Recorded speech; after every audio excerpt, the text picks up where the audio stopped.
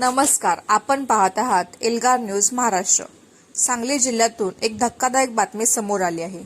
मिरज तालुक्यातील सलगरे गावात दूध पावडर आणि खाद्यतेलाचा वापर करून भेसळयुक्त दूध तयार करण्याचा प्रयत्न उघडकीस आला आहे।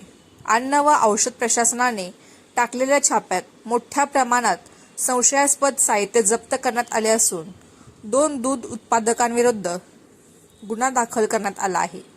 ही कारवाई मिरज तालुक्यातील सलगरे गावात करण्यात आली। अन्न व औषध प्रशासनाला या भागात दुधात भेसळ होत असल्याची गोपनीय माहिती मिळाली होती। त्यानंतर सहाय्यक आयुक्त निलेश मसारे यांच्या मार्गदर्शनाखाली पथकाने सकाळी लवकर सापळा रचून छापा टाकला। या कारवाईत रामचंद्र पाटील आणि बजरंग पाटील यांच्या शेतावर संशयास्पद साहित्य आढळून आले। एका ठिकाणी 3 पोती दूध पावडर, 10 लिटर खाद्यतेल आणि 60 लिटर दूध जप्त करण्यात आले। प्राथमिक चौकशीत हे साहित्य दुधाचे फॅट आणि प्रमाण कृत्रिमरित्या वाढवण्यासाठी वापरण्याचा प्रयत्न होत असल्याचे समोर आले। दुसऱ्या ठिकाणीही 24 लिटर खाद्यतेल व दूध पावडर आढळून आली। या दोन्ही दूध उत्पादकांविरोधात कवठेमहांकाळ पोलीस ठाण्यात गुन्हा दाखल करण्यात आला आहे। तसेच जप्त केलेल्या दुधाचे नमुने प्रयोगशाळेत तपासणीसाठी पाठवण्यात आले आहेत।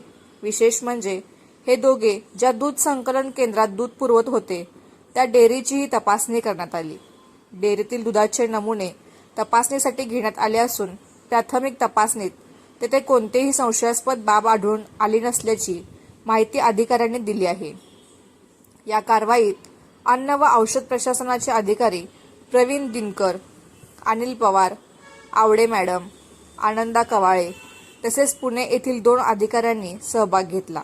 अन्न व औषध प्रशासनाने नागरिकांना सुरक्षित आणि दर्जेदार अन्नपदार्थ उपलब्ध करून देण्यासाठी अशा कारवाया पुढेही सुरू राहणार असल्याचे स्पष्ट केले आहे।